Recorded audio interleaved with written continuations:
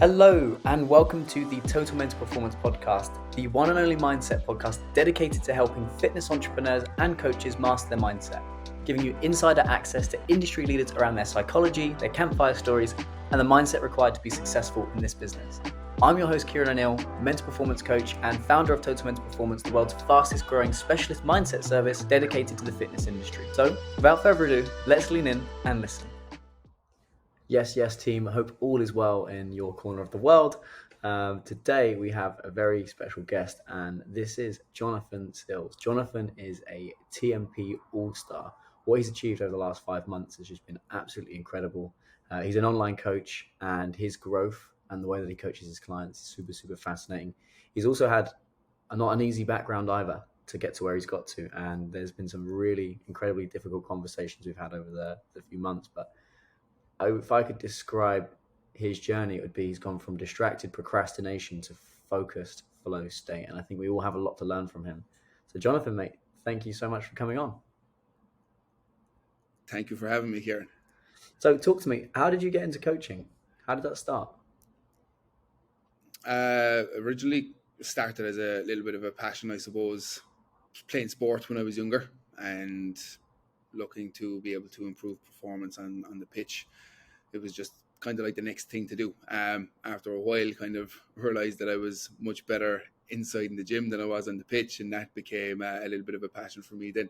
So I guess what I kind of learned then from my own experiences inside the gym or from the mistakes that I made, I wanted to be able to get to a position where I could, I suppose, help people to avoid the mistakes that I made and help them to be able to understand that there is something outside of sport as well when you do finish up, or if you decide that something isn't for you.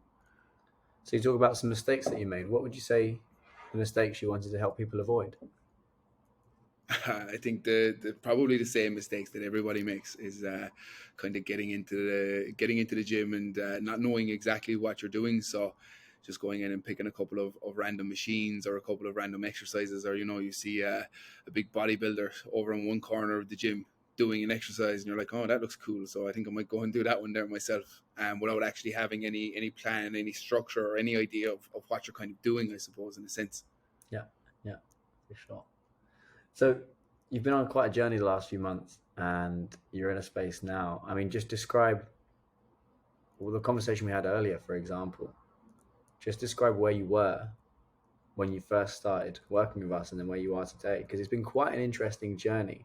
There's been a lot of tough conversations. There's been a lot of growth and development. And if you're going to describe that, where you were and where you are today, how would you describe that?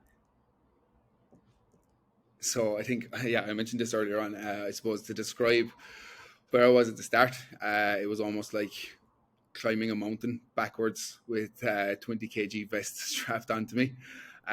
Compared to now, after the work that we've been able to put in, I suppose the big difference is it feels like I'm going downhill in a go-kart with that same 20 kilos, just building momentum and just feeling unstoppable, I guess, in a sense. What do you think was driving the backpack uphill? I think just sheer force of will was kind of driving it uphill, in a sense. Just knowing that, if you stopped, you're only going to fall down. What would you say was in the I back? What guess would you say was in the backpack? uh, a lot of self-limiting beliefs, uncovered emotions, and negative things from my past that probably weren't dealt with quite well. What would you say the key emotion that was coming up, and what did you learn from that you're able to pass down to your clients now? I think the biggest thing was addressing self doubt. That's one of the biggest things that me and you addressed in our journey so far together, is that self doubt and those self limiting beliefs that we have, that maybe I'm not good enough, or maybe I can't do this, or you know I think the biggest thing was like that feeling of not being good enough, or even the comparison side of things. For me, for example, I think one of the biggest things that we said at the start was me kind of looking at other coaches and where they were along their journey, and me thinking that I needed to be in the same position as them. And it kind of relates quite well back to like the journey of a client, somebody who wants to be able to drop body fat or build muscle or whatever it might be. They're constantly, for example, looking on social media, and we know that social media is just going to be somebody's highlight reel, but looking at that and they're thinking, oh, why am I in this position, or why don't I have a body like that, or why aren't my arms as big as his arms, or for a female, why doesn't my butt look like her butt, if that makes sense. And then just getting people to understand that they're in their section of their journey, they are exactly where they need to be at the moment, and just to get them to understand this is not where you're going to be in the next couple of weeks, months, years, whatever it might be. Go as deep as you want to go here. Where did the self-doubt come from? A lot of the self-doubt, I think, came from when I was younger. Like, for example, there, like I said, I played sports when I was younger and probably wasn't the best athlete, and would have, I suppose, maybe been at a point where I thought I should have been playing for certain teams or something like that, but wasn't getting the go-ahead. But then I think a lot of that came from not feeling good enough. Particularly, I think one of the big things that we kind of went into was like not feeling good enough in the eyes of my father. Felt like I was maybe never living up to expectations, and one of the big things for me then was to, I suppose, throughout life when I was younger, was to just barely do enough to get by, and not really understand where that true potential was. And how is that playing out today as an adult? Maybe not today, but a few months ago as an adult, that doing just enough to get by. I suppose it was leaving me at the point where I was when I first spoke to you. I was like procrastinating an awful lot, just doing like the absolute bare minimum, just keeping things ticking over, instead of actually understanding that if there was a little bit more effort put into X, Y, and Z, then things would be a lot further along than you wanted them to be. Absolutely. And what lessons did you take away from that? Going back to that moment and going, wow, okay, my dad has an expectation on me. And I do think that happens with a lot. Dads put a lot of pressure on their kids. For my dad, didn't actually put pressure on me, but I still felt the same, which was I didn't feel good enough in his eyes. I told you the story, and I say this story time and time again, from him being the football manager and not playing me, and us being bottom of the bottom league. That really set me back, you know. So my lesson for that Yeah. was it wasn't necessarily about me. It wasn't necessarily it was more about my dad and how he didn't want to stand up to the other parents, and he didn't want to be the guy that only plays his son and abuses that power. Um, so that was for me. I was like, I was never good enough in my dad's eyes. I didn't feel good enough at school, so that's what led me to go boxing, because you can't get substituted in boxing, and then that led to the training full time and getting onto the national team and all of that jazz. Also, it contributed to an eating disorder, But there was a lot of lessons I took from that. It was never about me. There's lots. What lessons did you take? I guess, like, let's say again, similar to that, it wasn't necessarily about me. And I think a lot of the time, like, the expectations that we think our parents have for us, we probably kind of like put there ourselves, because like my dad, for example, would have never said like, oh, you need to do this, you need to do that, this is what I'm expecting of you. Mm. But you just almost feel like you're falling short of those expectations. But I think that's just kind of like a thing that we tend to put in place ourselves, and maybe we don't understand until we're a little bit older. um, but I think I probably kind of almost used that as an excuse then growing up, that, you know, I wasn't I wasn't where I wanted to be because of this person or that person, or, because of this happening. I think the biggest thing that I took from that, the biggest lesson, was that you're, like you said, you're the king of your own kingdom, and you need to take ownership. You're in the position that you're in now because of the actions that you have taken over the last years, months, whatever it might be. So it's just having that ownership, knowing that you are responsible for your, I suppose it sounds cliche to say destiny, but you are responsible for your life and how it goes, and what things happen to a certain extent. Cliches are cliches for a reason, like Yeah, I do believe they're there for a reason, because history repeats itself and it goes round and it goes round. kind of goes round. So you've had some. I've been really impressed with the challenges that you've had recently and the way that you was able to deal with them. You had some challenges in December, and then you had some challenges in January, and the way that you've dealt with those similar situations is incredibly different, and you've had very different outcomes. So could you just run through what was going on in December, what was going on in January, how you were dealing with it then, and then how you're dealing with it now? Because there's some tools, there's some techniques, and some frameworks, and some thinking perspectives in there that everybody can learn from. Yeah. So I guess in December it was kind of like the week leading into Christmas, and I had like my week planned out for myself. I knew, certain days planned out for shopping and getting the last couple of bits organized, and there was just a couple of things that I needed to do on the back end just before I kind of like finished up work for a bit of time before Christmas. Anyway, turned out that one of the kids got sick and had to take some time off of daycare. So I threw a little bit of a spanner in the works for the plans that I had set in place for myself. And I guess I really let that frustrate me. And because everything that I needed to do had to be put on the back burner, and I was like, oh shit, this stuff isn't going to get done now until after Christmas. I need to do like a little bit of a sprint to get the last couple of bits of shopping done. But the work side of things was probably the most frustrating side, because I was like, yes, I can let my hair down and relax here now for the couple of days of Christmas. But I almost felt like I was in a position then, because I didn't get that done, that I couldn't switch off and I couldn't unwind, and I almost, like, to an extent, couldn't enjoy the Christmas period a little bit. But I think we had a conversation after that then as well, and we talked about solving puzzles and not problems, Mm. and that really resonated with me. So just to, I suppose, get back to recently then, everybody inside in my house ended up testing positive for COVID. So my two kids and my partner. And the kids thankfully didn't have any symptoms or anything like that, but my partner got very sick with it. I thankfully didn't test positive at all. So we were lucky enough in the sense that she was able to take a week for herself to be able to recover and recuperate and re-energize and refresh. And I suppose I just said, okay, it's time for me to be the king of the kingdom now and solve those puzzles and not let the problems get in the way. So it was just a case of letting her do what she needed to do to recover and me take control of everything else. So I suppose the biggest thing was, like, with work, pulled up, contacted everybody straight away and said, look, this is the story. Everyone's after testing positive inside my house except for me. I will be accessible, but only if it's urgent. So, like, you only use me if you absolutely need me, because right now I need to be a dad and not a coach. Being a parent is number one priority at the moment.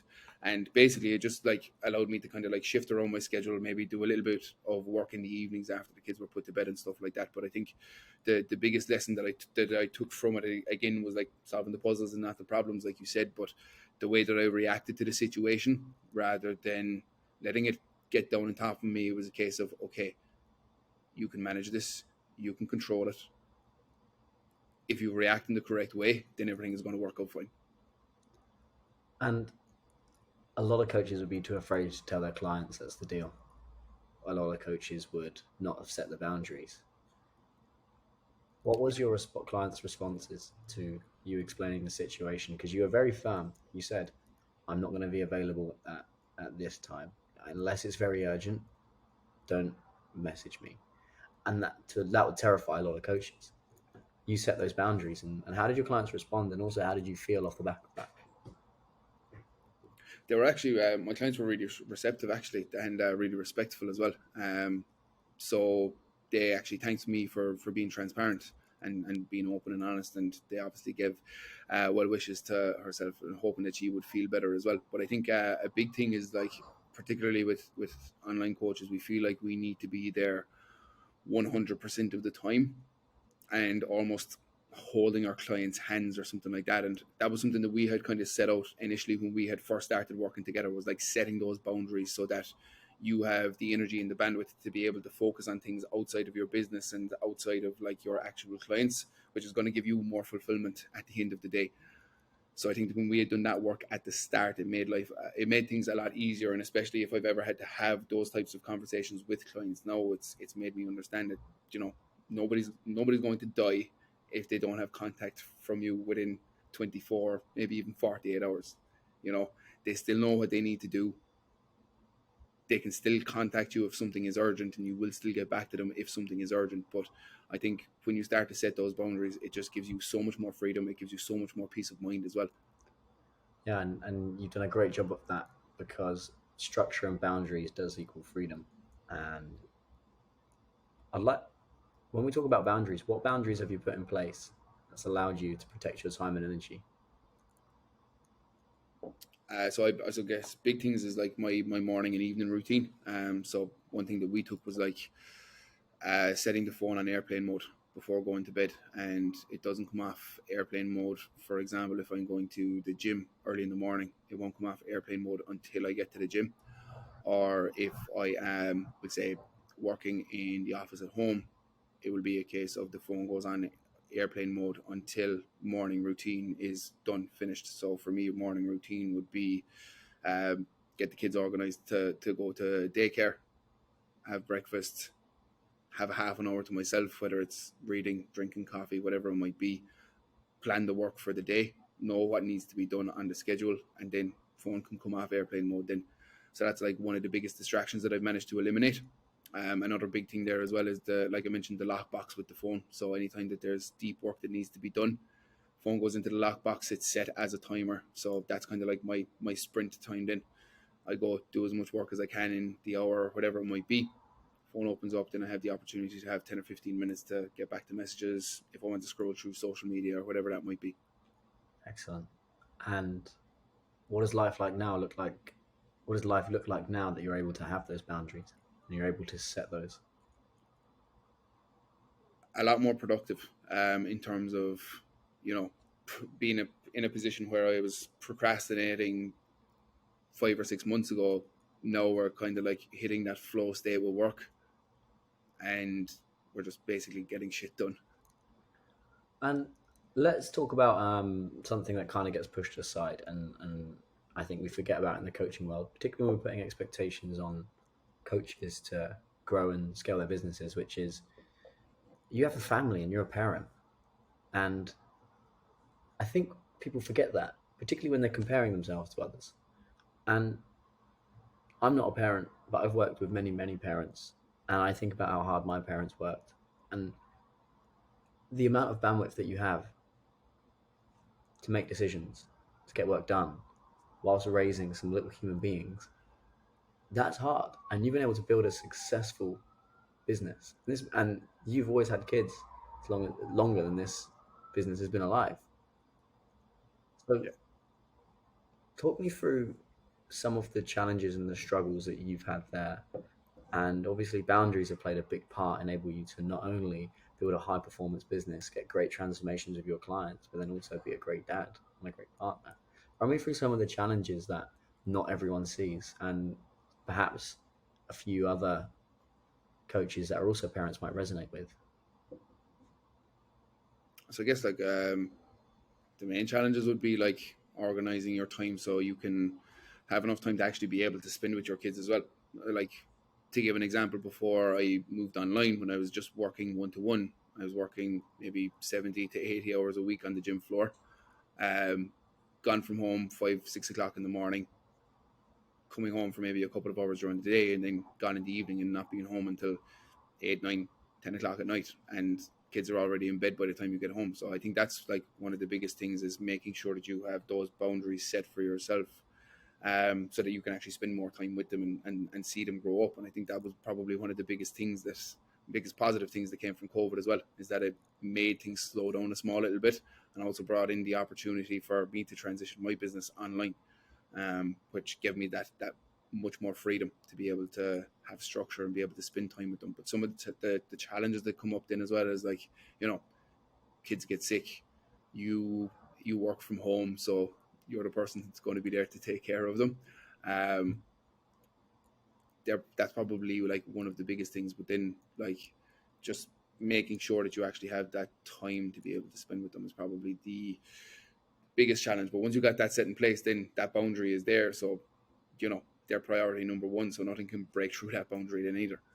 Something I see with a lot of coaches, particularly when they're driven, and everybody likes to think they're driven, but there's a difference between being genuinely driven and you wanting something and you'll do whatever you can to do it, and want to be driven, because society rewards and respects those that are driven. But I think there is a lot of people that aren't genuinely driven. So what happens is they're living a false identity based on what society is telling them versus them being like, no, I fucking want this. But something that a lot of coaches experience, I've coached, is guilt around not spending enough time with their kids because they've lost control of their time, they've lost control of their structure, they've lost control of their boundaries.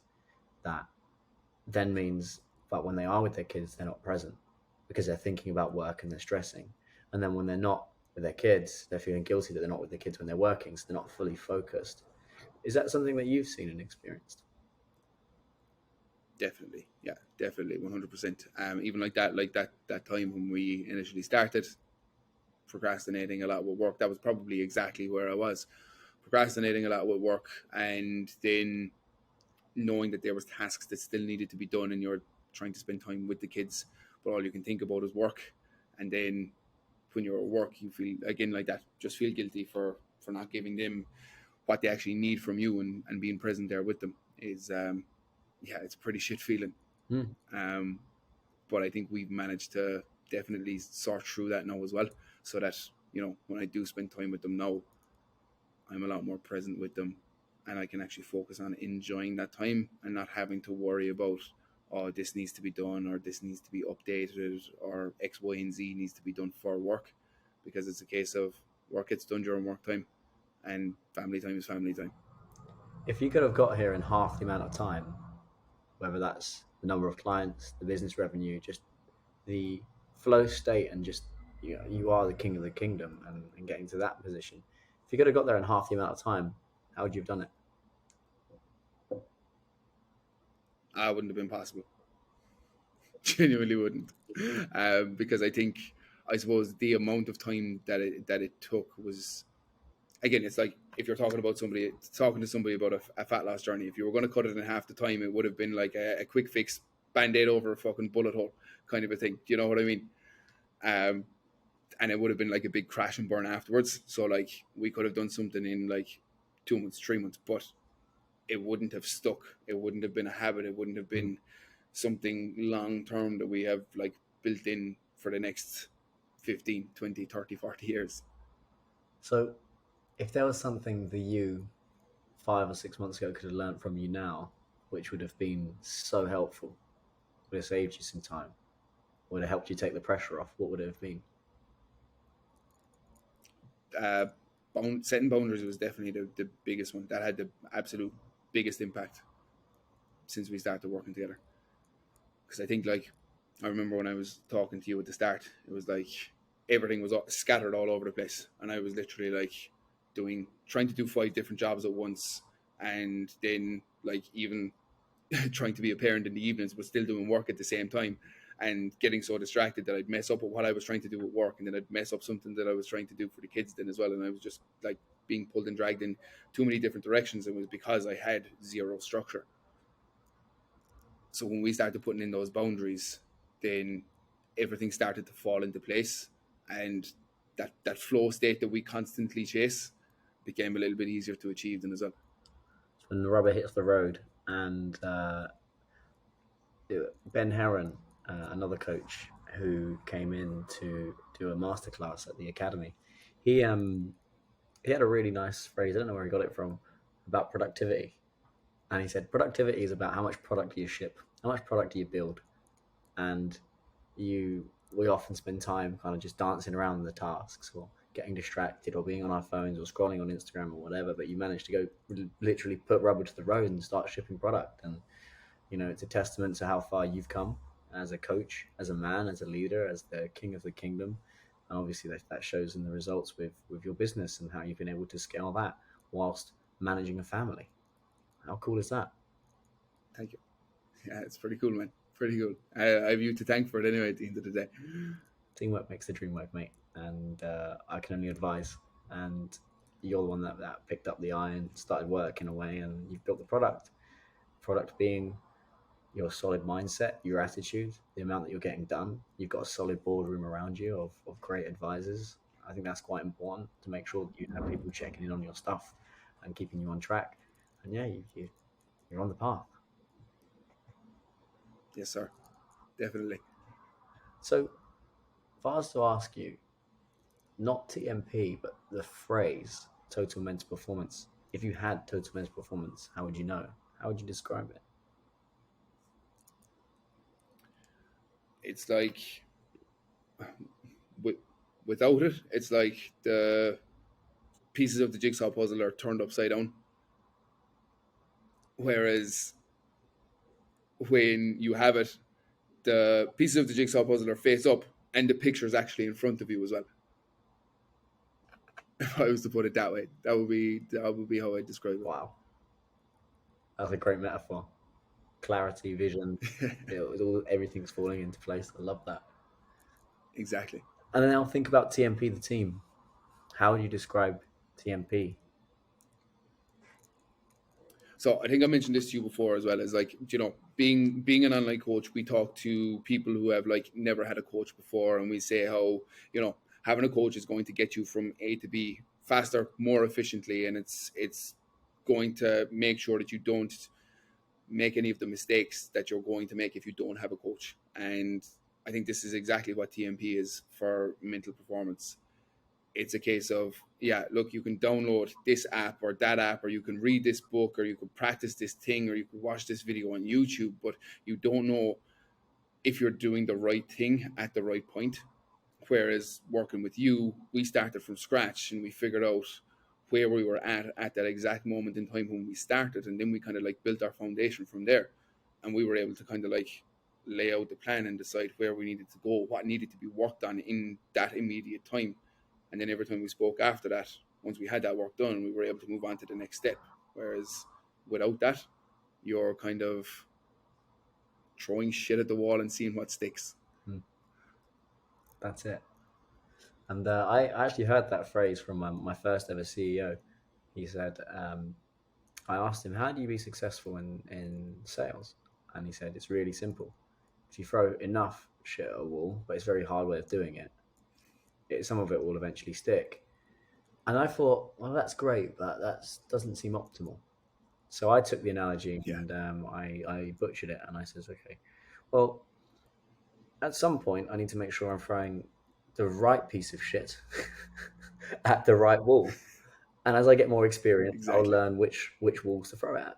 I'll also learn um, different ways of throwing it, stickier types, and which types connect more. That always stuck with me. If you throw enough shit at a wall, some of it will stick. Yeah, but you can tweak that, and you can Yeah. cut down the amount that you actually have to throw, and eventually you become a bit of a sniper. So, we don't work with. We could probably work with 200 coaches if we wanted, but we choose to be more like a sniper because the impact that we make is much better. And I think I learned from the sort of volume versus quality, and I think a good balance.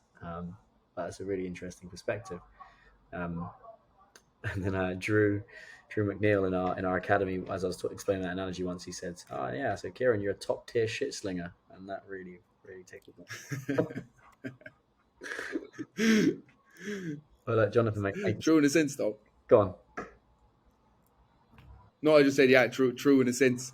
Yeah, it makes sense. That you're definitely. Well, Jonathan, mate, thank you so much for coming on. It's been an honor working with you, and I'm looking forward to continuing taking you to the next league this year. And yeah, I'm just dead proud of you, mate. Like the difference in before, it was almost like it was the prince of the kingdom trying to figure it out. Now you genuinely have stepped into the king of the kingdom, and you're making those decisions, and you're making strategic decisions versus emotional decisions, and it's inspiring to see, mate. So thank you. I think before I was more like the Joker of the kingdom, has now turned into the king of the kingdom. And I have you to thank for that as well. Honestly, I appreciate it. Without your help, like that, I would have been probably one of those people looking for the answers in a book or a YouTube video or something like that. So it's all down to you, my friend. Teamwork works my dream work. Thank you so much, Jonathan. It means the world. Yes, sir. If you Thank you, enjoyed Gary. this episode, please do share it on Instagram. Tag Jonathan. Please do give us your ratings on Spotify and Apple. And guys, there's a lot to learn from that. Jonathan, thank you ever so much. And yeah, we'll see you all next week. Big love.